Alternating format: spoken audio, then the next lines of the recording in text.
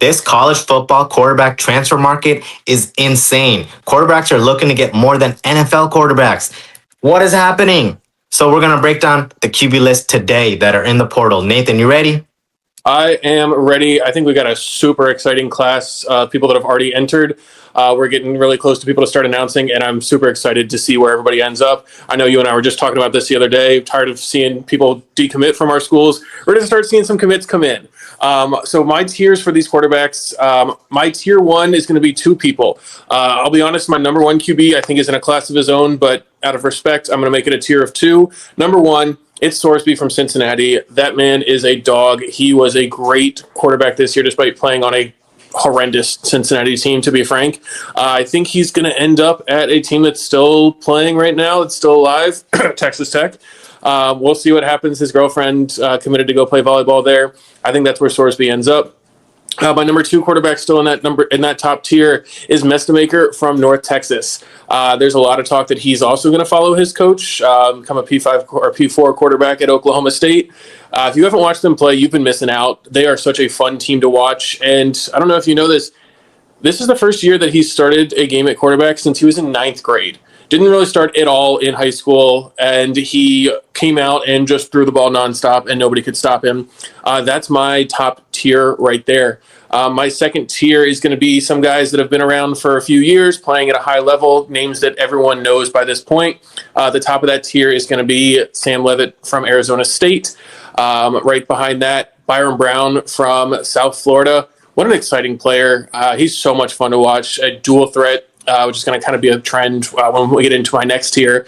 I'm really excited to see where he ends up. Right behind him, we've got Hoover from TCU. I know you're a big Hoover fan. You've been talking to me about him all season long. I'm excited to see where he ends up, see him get some real weapons to play with, potentially see his draft stock soar going into next season. And then right behind him, I know this is a name that's going to be really intriguing to you, Rocco Beck from Iowa State. Where does he end up? Does he go to UCF? There's some rumors there with his dad getting a job in that area. Does he go to Florida? Does he follow his coach out to Penn State? I don't know. I'm excited to see where he ends up. Those are my top two tiers. I got one more tier, but Tan, give me the top of your list before we jump into the rest of mine. Well, look, as a UCF and Cincinnati fan, it's been a tough offseason. I'm sure it'll continue to be that way. But hey, I hope that we can definitely lock some guys in. But I'll say this. UCF doesn't have a quarterback, but you know who does? Cincy. Man, Sorsby is good. That he's the man. He's probably the one guy where I feel very comfortable just giving him whatever money he wants. That he's that good. He's in my tier one, just himself, because I think the second place is a distant second. He's that good. And you're right, he's probably going to go to Texas Tech. They're probably going to make another run, but hey, good for him. The man needs to get paid. Next up in my tier two, we're about on the same page. In no particular order, I like Brown from USF. Dual threat, really much more accurate than I thought he would be.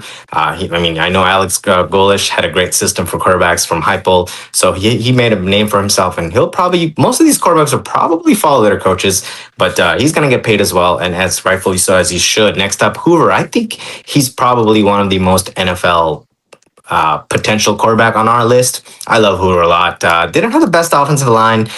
He did lose his two top receivers to the NFL, so that probably didn't help him in any way. So he'll get paid somewhere. I love to see Hoover play. He's a really good quarterback. UNT, as you said it. You know who he reminds me of? His story reminds me of RJ Harvey at UCF. Why? Because RJ Harvey played quarterback in high school, came to the NFL, came to college, tried to play quarterback, didn't, switched over running back, and kind of just took off. And now he is what? Top 10 in touchdowns in the league. Look, UNT is system quarterback, hasn't played a lot, but he can only get better, right? He can't get worse, but he's got some great numbers. After that, I have Leavitt. Very steady. You know what you're going to get with him. Good leader, good characters, and he's a winner. That's who I got. As far as your list, I think we're pretty much on par with that. I'm really glad you didn't put Lagway and you didn't put Riola. Lagway, at least, I can make a case. That whole team was dysfunctional. Their line was iffy, their coach situation, all that. So he is on my list, but let's go ahead and discuss what you got. Well, not to tease things too much, but you did just name the next couple names on my board. My tier three, it's kind of a unique tier. It's got some exciting guys with a lot of potential, guys that haven't necessarily showed that potential. A lot of guys in this tier for me they're not going to their second school. They're going to their third school potentially. The top of this next tier for me is CJ Bailey from NC State. NC State as a whole and CJ Bailey were honestly kind of frustrating this year. They were a super fun team to watch. They're a team that I bet on just about every week. I made a lot of money on NC State, but feel like I should have made a lot more. He's really, really good. Another talented dual threat guy. He can run the ball, made some insane throws, but also made some poor decisions. I like him a lot, though. I think he's got a lot of potential. Right behind him, like I said, it's the two guys you just named. It's Raiola, it's Lagway. I think both of these guys were 5 stars for a reason. They've both shown flashes over the past couple of years. Raiola, a little bit more consistency than Lagway. I'm not going to say he was the most consistent quarterback of all time, but he did show consistency. Lagway had flashes. Both of these guys, I want to see them in a new setting, in a new system, give them a fresh start, and see what they can do. They're both supremely talented football players. There's no questioning that. If you don't think they are, then I mean, you haven't watched the game, because they've shown that they can do things that other people just can't. Right behind that, Alonzo Barnett from JMU. It's sad to see what's happening to the Dukes with the mass exodus yet again. Barnett was one of the latest, along with their running back Wayne Knight, just entered the portal the other day. But I'm excited for him. I want to see him get to a big-time school, make some money. He's been at JMU, put in a few really good years there. Behind that, again, a couple exciting guys, some names that I know you have heard of, but not everyone has heard of.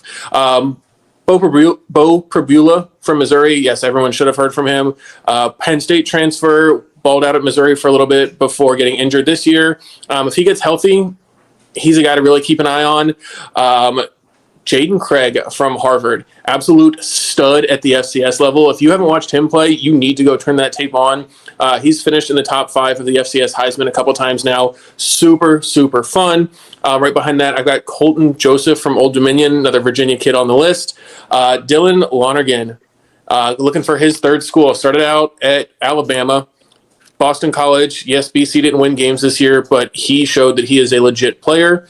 Right behind that, I've got Aiden Childs, again, multiple school guy, just wrapped up another year in the Big Ten at Michigan State. And last but not least, in my third tier is Anthony Calandria from UNLV. Again, looking for his third school, already spent time at Virginia, did pretty well out west with Dan Mullen and UNLV this year. Excited to see where some of these guys end up in what could be their final home. Tan, what's the rest of your list looking like? Well, I went ahead and split up tier 3 and 4. I just think these guys are a little bit better than the rest. But all of them should start somewhere. I have Lagway, Beck, and Barnett from JMU. Well, Lagway, he has shown flashes. That whole team again was very dysfunctional. If he can land a spot that caters to his strengths, he can certainly be good, because he wasn't bad at Florida. He wasn't terrible. There's some games where he won by himself, it seems like. I'd like to see him in a good spot where he can actually thrive as a Gator hater that both of us are. I know it's against him, but the talent is legit there. There's no arguing with it. I want to see what the kid can do. Like, there's a reason that he was 5-star everything, Mr. NIL. I really want to see it. I agree. I'm not the biggest UF fan, but I'm cheering for him. I'm sure he'll get paid. He'll get his opportunity. Beck, listen, is he the most polished quarterback? No. But is he good? Yeah, absolutely. Does UCF need him? Absolutely. We would take him in a heartbeat. But I do think he's probably going to go follow his coach. But, again, solid quarterback, got leadership skills and good running abilities as well. JMU, tough spot. That entire offense, all 11 starters, gone. 4 graduated, 7 transfer. Insane world that we live in right now, but that's what it is, unless you're LSU or somebody with a name. JMU's proven they can rebuild and reload, though. They did this just a couple years ago. A lot of that team followed Cignetti to Indiana and left. The other guys that didn't follow him to Indiana, they still left when he left, and they rebuilt that program almost instantly with Chesney. A little bit different direction with the new coach, Billy Napier, taking the reins, so we'll see what he can bring in. But JMU, they are the top of the line for that level. If anybody can rebuild and reload, it's them. Yeah, absolutely. They've done it. It just as a former Big East and American school like UCF and Cincinnati, I know that for you to continue to hit on every hire, it's difficult. It's difficult. And hey, if they can do it, more power to them. I love to see a good underdog story. Following up with my tier 4, Riola, I want to believe in him. He's shown flashes. He's just not that good. I don't know. I don't know how else to explain it. And but he'll probably get picked up somewhere. I do like your pick. This is a good one. NC State with Bailey. He's had a great year. He's gonna get paid somewhere, as you rightfully said. And if you can find a good fit for a system, he can ball out. Harvard quarterback, yes. Give me the Ivy League. I like him a lot. And Old Dominion, same. Both of them in the same category. A lot of potential. I think what they each have 1 year. Then hopefully they get paid and ball out somewhere. And then the one person that I left off my list is Missouri, Priola. He's going to be at third school. Has some injury difficulties. Not the best arm. Not the most accurate. I'm just not sold. If you can get him for the cheap, sure. Sure, if you got the money like that. I can assure you, you're not getting Bo Pribula for cheap. Missouri paid him a lot of money to sit out the playoff at Penn State 2 years ago. People might forget about that. He's going to command a high dollar figure. I think he's legit.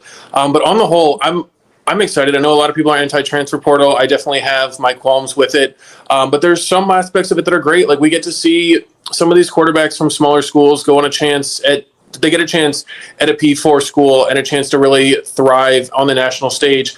Some of these guys that in the past they were 5 stars, top 5 prospects, didn't necessarily pan out, and then nothing happened from there. This is a chance for these guys to get another shot in a different setting, different coach, different system to prove why they were a top 5 prospect. And like, I don't know, maybe in a year we're talking about Raiola and Lagway being top 10, top 15 picks in the draft like we thought they were going to be a couple years ago.